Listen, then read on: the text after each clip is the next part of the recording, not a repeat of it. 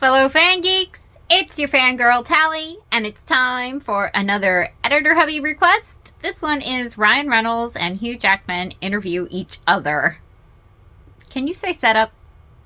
Yeah, let's do this. Okay, so where to begin, Hugh?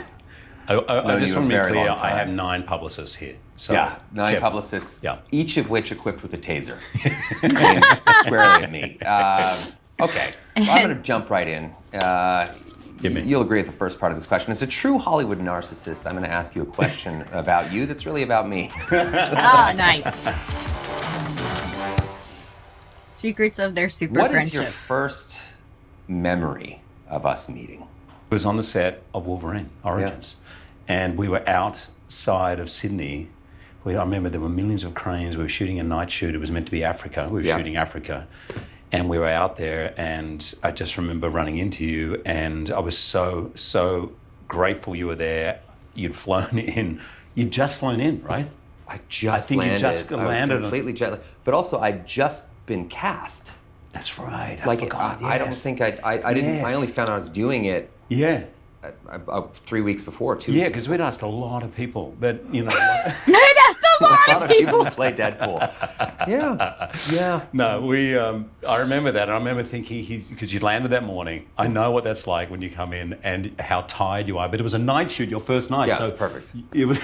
No, I just remember being blown away by you being there. I was so excited to meet you, and so thrilled you were there, and we needed you. I remember that day very well. We absolutely needed you. And I have some memories of that day too. I was going to ask, in fact, it may be my first question. What is, Your first memory? Well, I remember showing up in Sydney. That was the biggest movie I'd ever worked on at that point. Was it really? Oh man, I was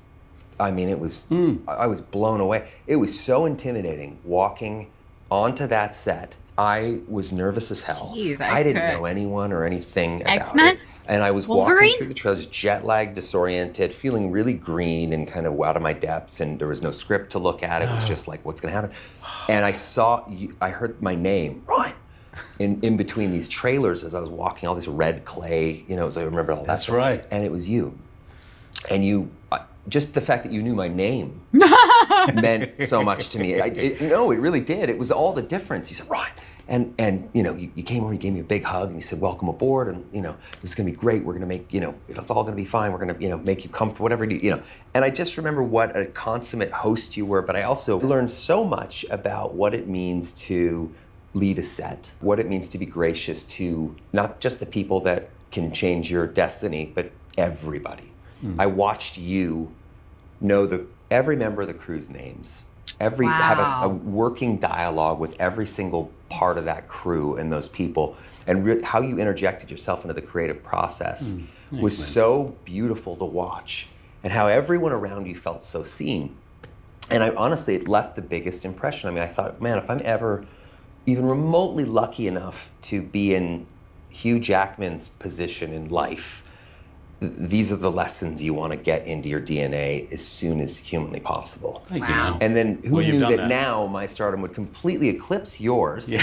Wow. Completely. Yeah, and you would just be, one of the many grunting stepping stones I've used to hoist myself up into a And I remember first day of this, and you did the same thing. You came over and you went, Steve. I was like, so good to see you.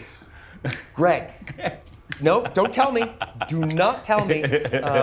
But it was. I gotta say that you left an impression on me that was absolutely indelible on what it means to be a movie star, what it means to be a leader. Okay, let me just return a compliment. We're starting being sincere. So I remember one day I saw you sitting on the steps of your trailer at the end of the day, and I said, "You're right." So he goes, "I could have done that better. There's just so many things I could have done." The elevator.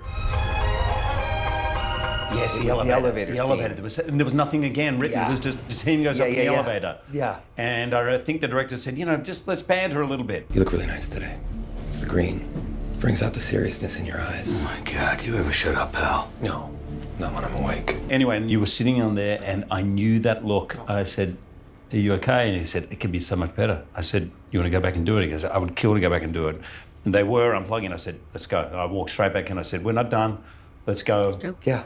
And what was shot then was what is in the movie. Is what's in the movie. And I'll never forget that, how gracious it was to take on the responsibility of telling everybody who thinks they're going home that we're just going to go back and we're going to get this right. And you did it. And I tell you, it's something that I think I've in all the movies that I've produced since have paid forward. In fact, one of the things I learned from that moment was working with an actor on our movie, Deadpool and Wolverine, and saying to him, what would you do on the drive home from today? That's so good. Do that right now in this so take. Good. And he just kind of went, yes. And he went and he did something completely different. And wow, and it's in the movie. It's just like, wow. So, Thanks, man. A lot of lessons. Wow. That's kind of because awesome. I complimented you in a very narcissistic way. It turned into a compliment for me. It did, yeah. So this is a question that I think people might want to know from both of us. What's it like being over the age of 45 and trying to look like a superhero and move like an even younger Tom Holland? Lola. I'm aiming to move like Tom Hollander. Who's a little bit older. I love that you somehow bracketed us together in that question. Yeah. Very generously by saying over 45. Sure. You can say 55. Yeah. It's 55? okay. Well, 55. I have some insight into you being 55 and doing Deadpool and Wolverine that I was. Let me start then. I couldn't believe what I saw with what I don't you think did anyone physically can believe for what this they movie. saw in that Not just movie. the aesthetic transformation, that's amazing, that's incredible that anyone could do that, but just the sheer relentlessness that you dedicated yourself towards stunts, choreography. It was the first time I'd ever seen how invaluable, and I hope any young actors are listening to this, how invaluable background in song and dance is when you are doing an action movie. Yeah. You hit your marks in those fight scenes with speed and confidence, the likes of which I have never seen. I don't care if you were 25, 35, 45, or 50. I could not believe what I saw. Let's go. Thank you, man. Brian Smurs, who's a great second unit director. You've known we worked Brian. with him together. Exactly. Yeah. He was the first person to tell me, he said, every time I hire a stuntman or someone's coming up, I say, do dance class. And they go, what? Yeah. You know, I'm going to learn to smash a car and ride a motorbike and jump in. And he said, but there's a mixture of relaxation with the strength that you need. It's basically your choreography. And so to take a punch, it's more about the relaxation than the grunt of it. And it's true. So I approach stunts in the way I would if I'm not a dancer, but I have done a lot of dance training now and dance in my job, and I love the process of it. I love getting something into your bones, learning something. You watch something, you get it in here, and how does that get into your bones, you know? And so I really loved it, and I had got to a point, I must admit, probably 10 years ago, I was like, I'm not enjoying it. Like, it was hurting, it was tough. But I've had a break. Yeah. And I've been doing a lot of dance. I've been doing stage shows and arena shows. And so when I came back to it, it was really fun and I was thrilled. My body was a little sore at the beginning, but I was thrilled and my body was still responding. And I realized how good it is for your brain. But the hardest bit, I'm going to ask you the same question, because I've seen you and I train in the gym with you and I've seen your dedication. I've seen how hard you work at the diet and how hard you work on everything. The food. I have to eat a lot. For me, for my body type, I'm naturally skinny. To get the size on, that's the hardest bit. That's the bit that does my head in. Yeah, that's me too. That's the 5-6 meals a day. Yeah. You know, which sounds great to some people. I'm sure they're like, well, that sounds great, but you know, it's not like it's not the type of food that you would really necessarily enjoy. But I find that you know, one thing I've learned as I've gotten older in this business is to really, especially in movies that I'm producing and writing, like Deadpool and Wolverine, is that you listen to the movie, and I know you know this with your vast experience as well, but I noticed that in the film that we would change things quite quickly. We would say, okay, let's try this and that. Yeah. And particularly the physicality. I was convinced when you were coming at me a few times, like, there is no way this guy's pulling his punch. I will be decapitated by Hugh Jackman, and that will be his fucking cross to bear, not mine. I do remember saying, there's a lot of repressed rage in there. Oh man, it's your id. It's like right there, and it is as authentic as anything. When Hugh Jackman is coming at you at 150 Australian miles per hour, you feel like there's no way you're not going to be dead in 4 seconds. And I will never forget that. And thank God I'm in a mask, because under the mask, my face is going, oh God. Oh God. You're being, first of all, you're so generous, and the way you, thank you, I appreciate it, I'll take it. But you're sort of under, no, it's my job to ask you, mate, what you do is unbelievable. It's the subtlety of it too. It's the comedy. I had no idea until I worked with you that really what you're doing is classic mask work, because you're in a mask. Clown work, yeah. Clown work. Yeah. You have to be so expressive. That, as opposed to that, is a laugh. Yeah.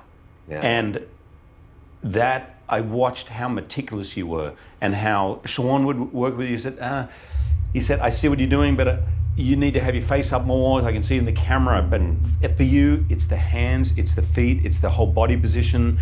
It's everything, because this is funny, that's not funny. This is communicating that, and your meticulousness with that, I have never, ever seen before. It's true. Deadpool is a work. full body character. I love vaudeville. I love expressing things. Silent movies I watch a head lot. to toe. I love that idea of expressing without speaking, even though Deadpool's the merc with the mouth. He doesn't stop talking. Right. But even then, the rhythm of the way you speak is the character. Yeah. It's sort of like, I can tell part of you click, that's it.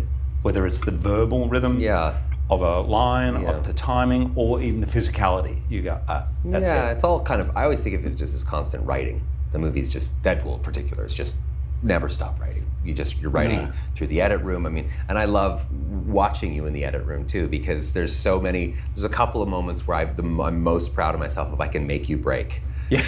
There's a scene in our movie where it's actually, you'll never know it as we watch it, but it's actually a split screen. Because we're taking you from another take, and we're using me in this take because we liked what I said, but you cracked up, and it's one of my favorite. No, it has to do with dog pool. Got it. Yes. It was just one of those great. Anyway, moving on.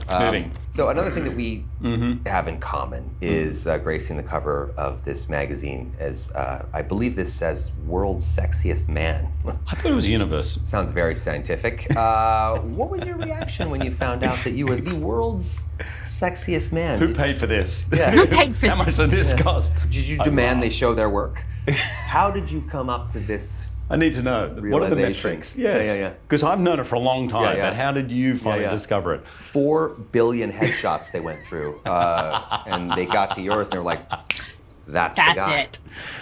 I don't know about you, and the word sexy never, did the word, like, were people describing you, let's say you're 19, pre-doing anything in the business, girls, No, do they ever go, oh my God, this guy's so sexy? No. But I wasn't a working actor. I was working intermittently at 13, but then I drove a forklift. I worked in grocery stores. I did all those. So you weren't turning up in parties and was like, that's that guy from. No, nobody. If anything, I got the opposite, which was like I saw that guy in that movie of the week, with so and so from whatever Falcon Crest or whatever where I was seventh banana, I was like, let's say my group of mates growing up, let's say there's 7. Yeah.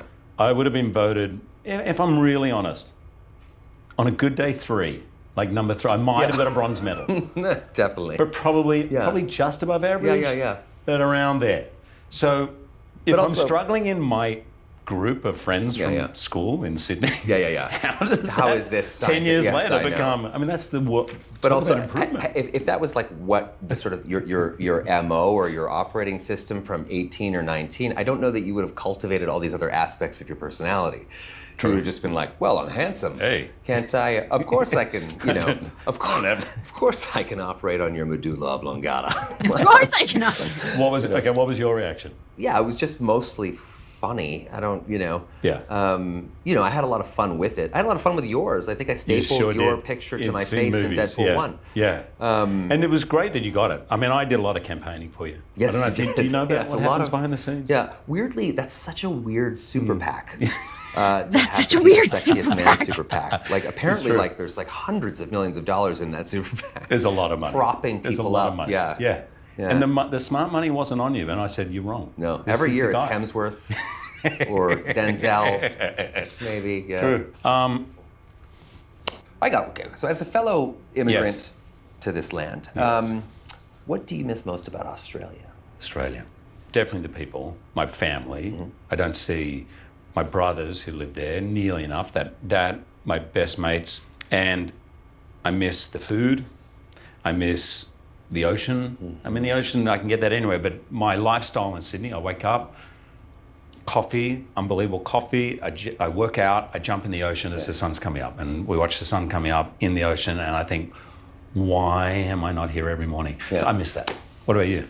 For me, in terms of Canada, what do I miss? God, I find Canada to be incredibly restorative to me. I don't really hide the fact that Canada is just so ingrained in my DNA. I mean, it taught me the country seems like an additional parent to me. It really does. I mean, it taught me to laugh at myself, never take myself too seriously, but then take myself seriously when it matters, in the right That's ways. true. But it kind of, I think I came to show, I think I would have been eaten alive in show business early on in my career had I not kind of been raised by Canada. Here's something I've never asked you. What about the kids? Like, it was a really important thing that they felt part Australian, and I'm really proud of that. My kids are, I think if you ask them, they'll say, I'm Australian. Yeah. And they'll say, no, I'm American too, but I'm Australian. Yeah. How are you with the kids? Is that I something love for that. you? Yeah, my kids are very much, they have their Canadian passports as well, and Yeah. they feel like a real connection to that. It's Yeah. a point of pride of theirs.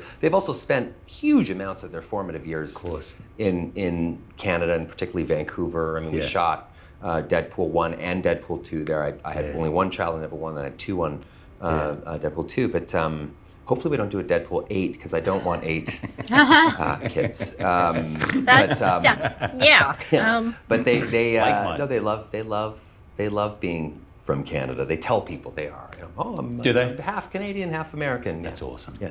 Well done. Yeah. Oh, mate, you've been pretty open with your anxiety struggles, which I really applaud you for. Do you find being a dad makes it better or worse? I think it makes it better because your focus is less on yourself and more on your kids. I know you know that too. Yes. And then I love that I have anxiety. I love that I've had anxiety, because when I see my kids experiencing some of that, which is probably genetic, I know how to address it in a way that is compassionate. I know how to address it in a way that actually allows them to feel seen in that anxiety.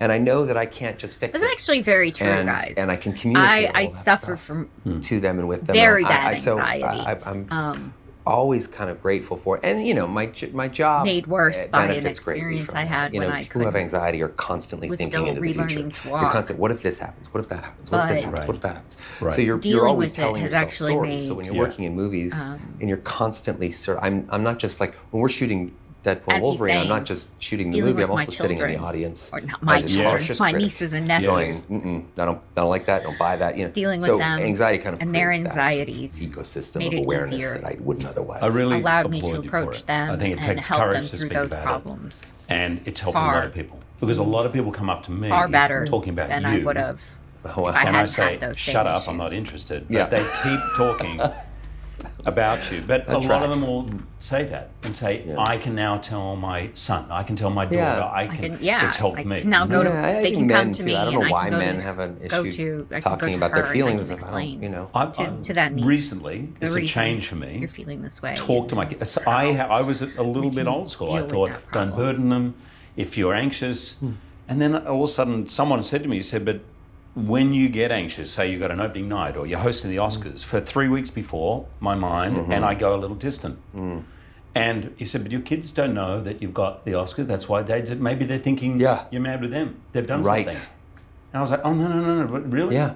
And so now I will now say to them, I had to make an uncomfortable phone call yesterday. And I actually just said to my son, I said, I've got to make this uncomfortable phone call. I'm a bit nervous about it. If I seem a bit off, well, that's why. And he goes, great. And then he said, how did the call go, Dad? I said, Yeah. I feel so much better. Like it was... And he feels a part, because you're his hero. He feels Right. a part of your world as well. It's Sean Levy actually told me something that stuck with me forever too, is that people tend to only talk about their wins. But I think it's really important for your kids in particular to know that you lose. Right. You know, you don't get what you want all the time. Something you worked on really hard didn't work. Yeah. Something you feel like you said something embarrassing today. You did something that didn't sit right with you. It's so important that they see that and they don't just hear about, Dad nailed it, you know, like, because you lose so much more than you win. True. But anyway, Sean gave me that, and it's really stuck with me. We've been friends for like almost 20 years. Yep.